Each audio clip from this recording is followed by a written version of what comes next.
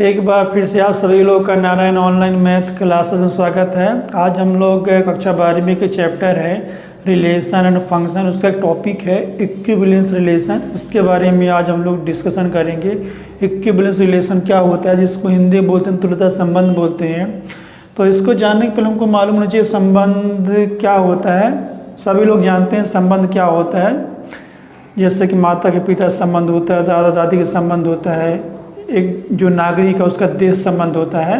तो हम अपने डेली लाइफ में विभिन्न प्रकार के एग्जाम्पल देख सकते हैं। तो हम लोग आज देखेंगे कि इक्विवेलेंस रिलेशन क्या होता है। यदि रिलेशन की बात करें तो यदि कोई एक नॉन एमपीसी सेट है तो इसका जो रिलेशन है उसको ए क्रॉस ए से दिया जाता है, और इसको हम लिख सकते हैं इसमें relation is subset of A cross ए। यानी जो भी रिलेशन बनेगा उसमें जो एलिमेंट आएंगे वो इसी के ही एलिमेंट उसमें होंगे। तो ये डिफिनीशन होती है रिलेशन की। अब हम देखते हैं इसमें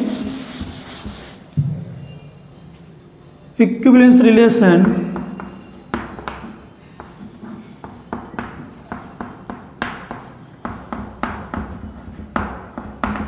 कोई रिलेशन इक्विवेलेंस रिलेशन तभी होगा जब वो तीन कंडीशन को फॉलो करेगा। पहली कंडीशन जो होती है वो रिलेशन रिफ्लेक्सिव हो,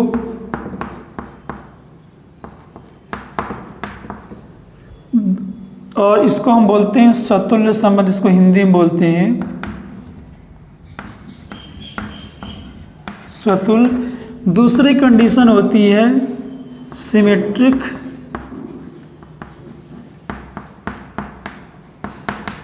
इसको बोलते हैं सममित बोलते हैं।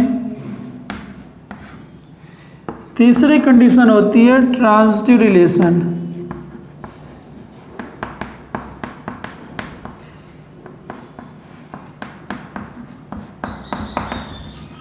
इसको हिंदी में बोलते हैं हम संक्रामक संबंध।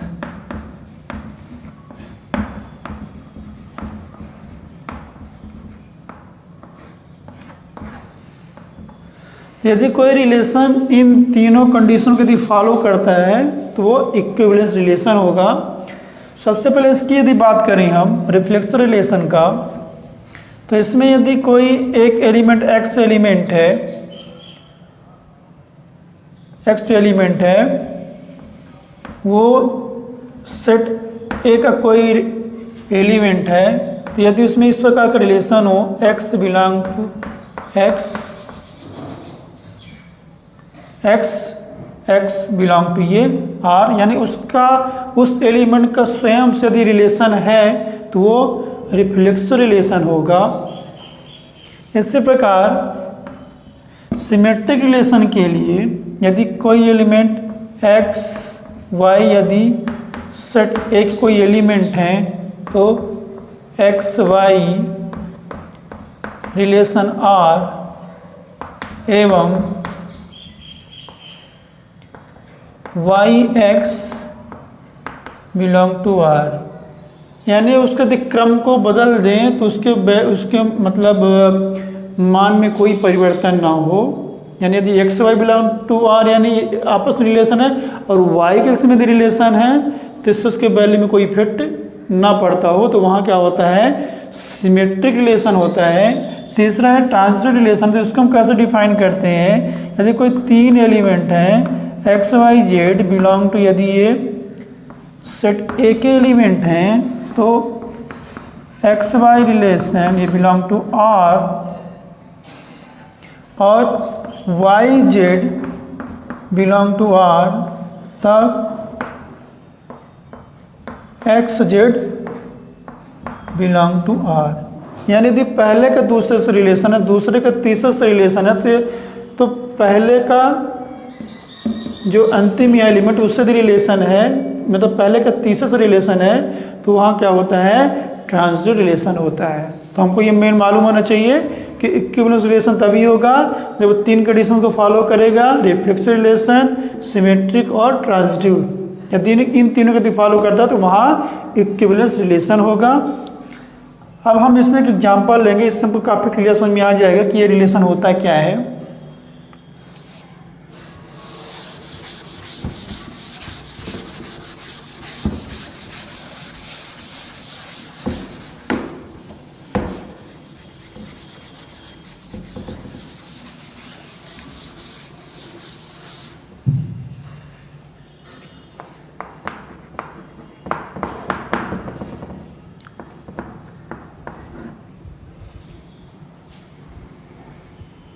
यदि यहाँ ए लेते हैं एक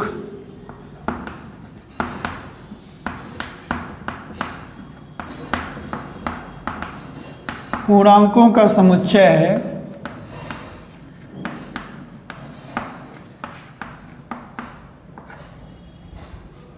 तब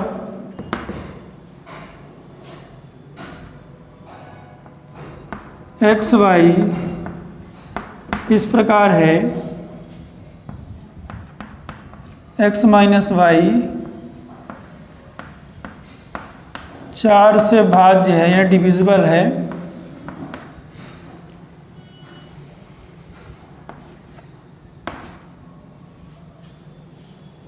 हमें इसमें बताना है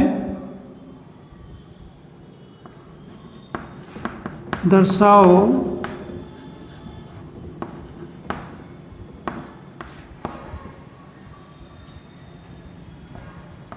सेट ए में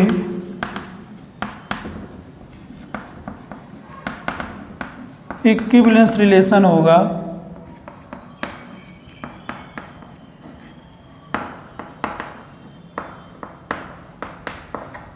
तो इसके लिए क्या करेंगे, हम यहाँ तीनों कंडीशन को पहले अप्लाई करेंगे। यहाँ पहली कंडीशन है रिफ्लेक्सिव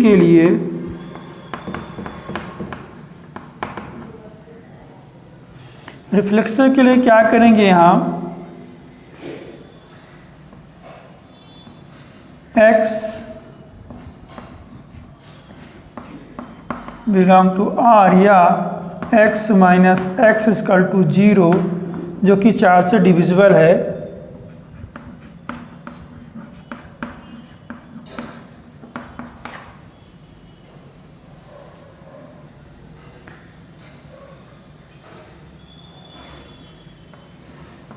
यहाँ R ए में रिफ्लेक्सिव है,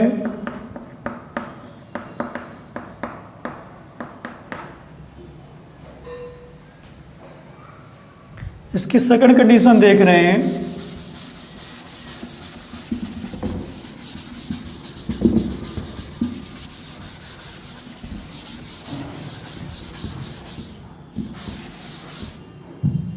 सेकंड कंडीशन इसकी है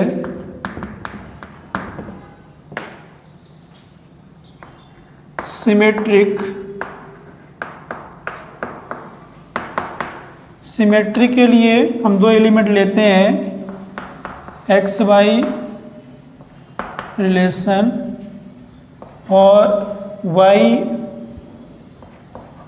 एक्स रिलेशन, जहाँ की एक्स वाई क्या है, किससे बिलोंग कर रहे हैं, सेट ए से बिलोंग कर रहे हैं। तो यहाँ ये कंडीशन लगाएंगे x minus Y equal to 4m और y minus X equal to minus 4m, जो कि 4 से भाज्य है, ये विभाज्य है, डिविजिबल है। यहाँ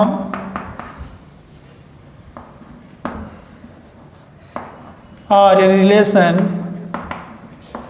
ए में सममित है या सिमेट्रिक है। इसकी तीसरी कंडीशन की हम लगाएंगे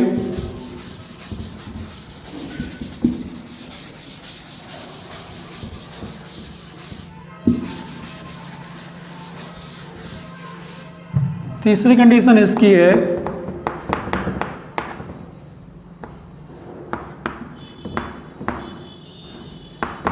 ट्रांजिटिव, इसके लिए कोई 3 एलिमेंट हैं x, y, z, ये सेट ए के एलिमेंट हैं और x Y relation belong to R और y z belong to are.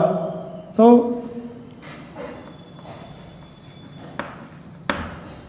X z belong to R, ये इसको देखेंगे यहाँ x minus y equal to 4m y minus Z equal to 4n, इन दोनों को प्लस करेंगे तो ये जाएगा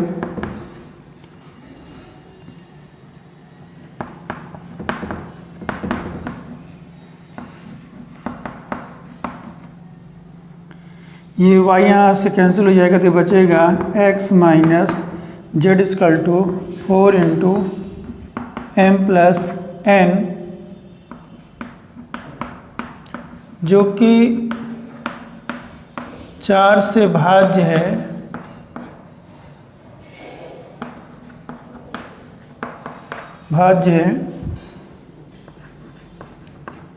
यहाँ x Z belong to R आता है, यहाँ आर ए में संक्रामक है या ट्रांजिटिव रिलेशन है। हम देख रहे हैं कि यहाँ तीनों कंडीशन फॉलो हो रही है, रिफ्लेक्सिव भी फॉलो हो रही है, ट्रांजिटिव भी और रिफ्लेक्सिव, सिमेट्रिक एंड ट्रांजिटिव आता है। जो अपना सेट है वो क्या है, यहाँ इक्विवेलेंस रिलेशन है उसमें, तो यहाँ इसको बताएंगे।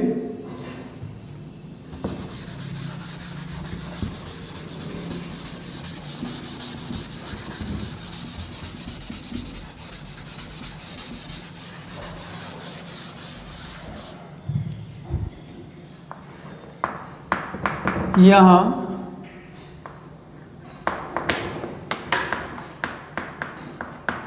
दिया गया रिलेशन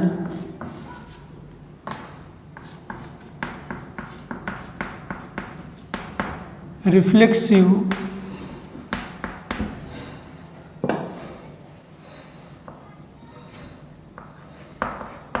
सिमेट्रिक,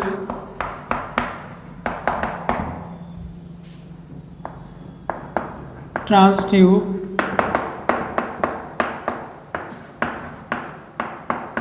तीनों कंडीशंस को फॉलो करता है।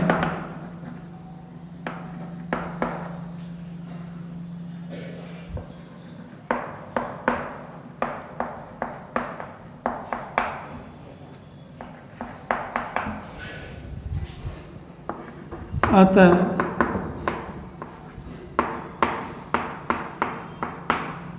दिया गया रिलेशन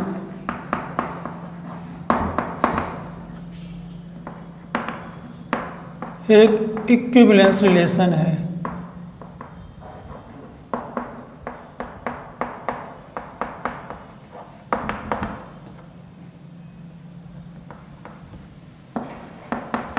इक्विवेलेंस रिलेशन है तो इस प्रकार से हमने देखा कि यदि कोई पूर्णांकों का समुच्चय दिया गया है, यदि हमको उसमें दर्शाना हो कि वो उसमें जो संबंध है वो एक तुल्यता संबंध है, तो हमको इसके लिए क्या करना पड़ेगा, हमको दिखाना पड़ेगा कि इसमें ये तीनों कंडीशंस को फॉलो कर रहा है कि नहीं कर रहा है। तीनों कंडीशंस कौन कौन सी हैं, पहला तो रिफ्लेक्सिव रिलेशन हो, दूसरा वो सिमेट्रिक रिलेशन हो, तीसरा वो ट्रांजिटिव रिलेशन हो। यदि तीनों कंडीशन को फॉलो करता है तो वहाँ इक्विवेलेंस रिलेशन होता है। हम इस तरह और एग्जाम्पल से उसको हम समझा सकते हैं कैसे। यहाँ पास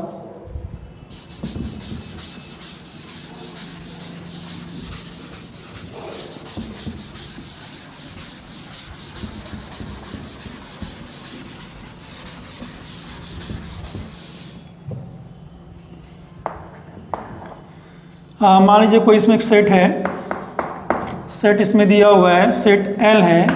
L में क्या है,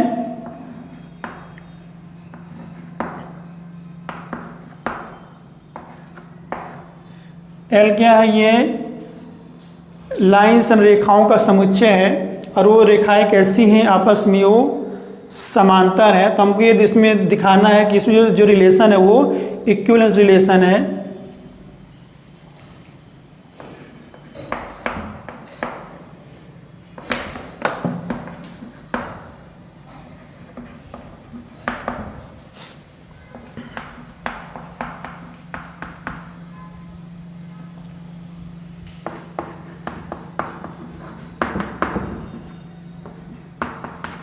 तो इसके लिए क्या करेंगे हम यहाँ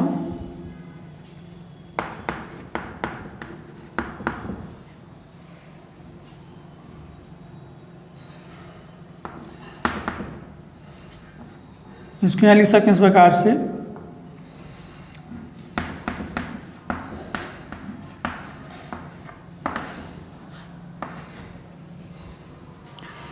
तो यदि एक इक्विवेलेंस रिलेशन होगा तो तीनों कंडीशन को फॉलो करेगा। पहली कंडीशन,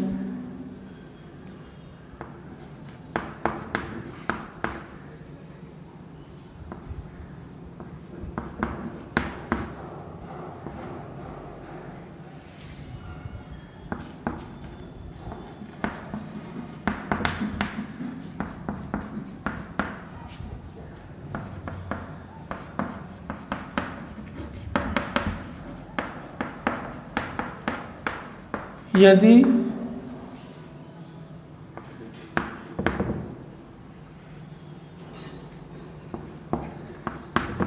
रिफ्लेक्सिव हो, रिफ्लेक्सिव, सिमेट्रिक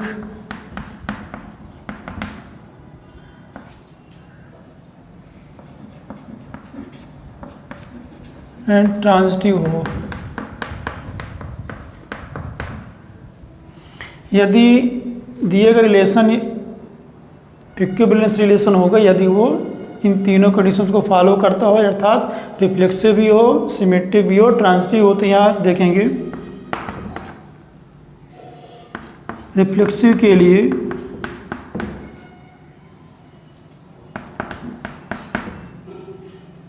यहाँ मान लेते हैं एल,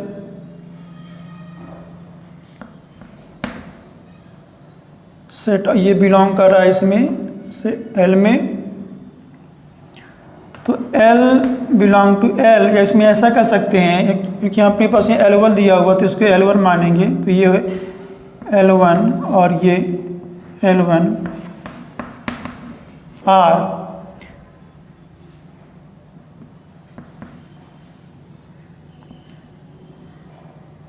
तो यहाँ देख रहे हैं, यह हम देख रहे हैं L1 बिलोंग टू L, यानी कोई भी रेखा स्वयं के हमेशा समांतर होती है। तो यहाँ क्या होगा, यहाँ लिख सकते हैं यहाँ स्वतुल्य या रिफ्लेक्सिव रिलेशन होगा।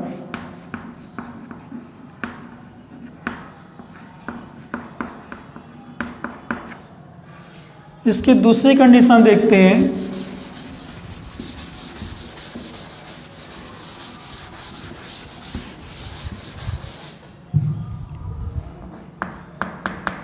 इसकी दूसरी कंडीशन है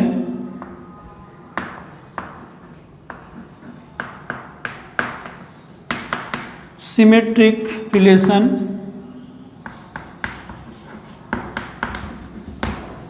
इसमें देखते हैं कि यदि L1 और L2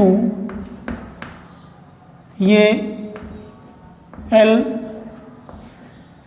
के एलिमेंट हैं, L क्या है, ये समांतर रेखाओं का ये सेट है। तो इसमें जो होगा L1 L2 belong to R और L2 L1 belong to R, यानी यदि L1 L2 के समांतर है तो L2 भी L1 के समांतर होगी। अतः यहाँ सममित संबंध होगा। यहाँ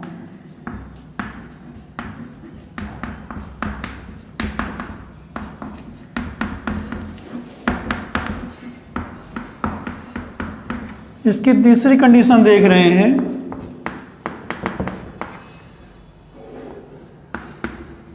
ट्रांजिटिव रिलेशन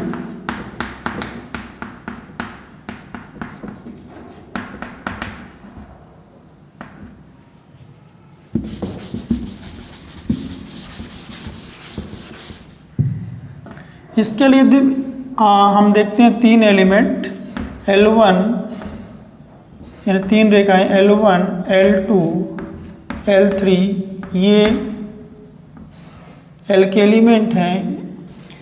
तो इसमें L1, L2 रिलेशन यानी बिलोंग टू R और L2, L3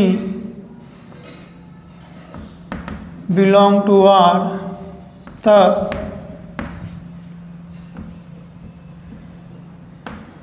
L1, L2, L3 तीसरे से बिलोंग टू R। यानी यदि L1 L2 के समांतर है, L2 L3 के समांतर है, तो L1 भी L3 के समांतर होगा। यहाँ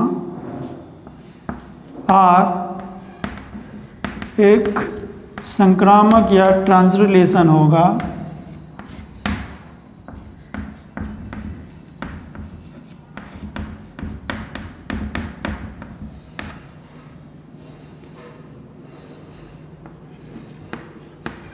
इट इज क्लियर दैट यहाँ स्पष्ट है कि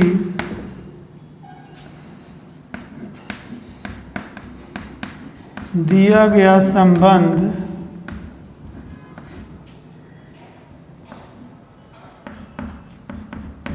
रिफ्लेक्सिव, सिमेट्रिक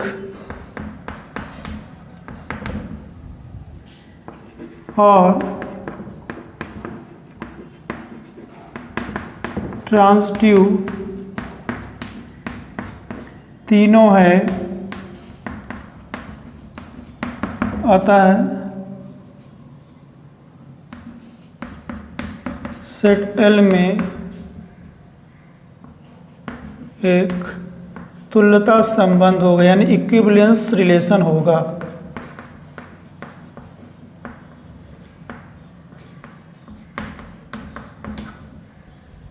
तो इस प्रकार से हम लोगों ने देखा कि इक्विवेलेंस रिलेशन क्या होता है और उसकी कंडीशंस क्या क्या होती है।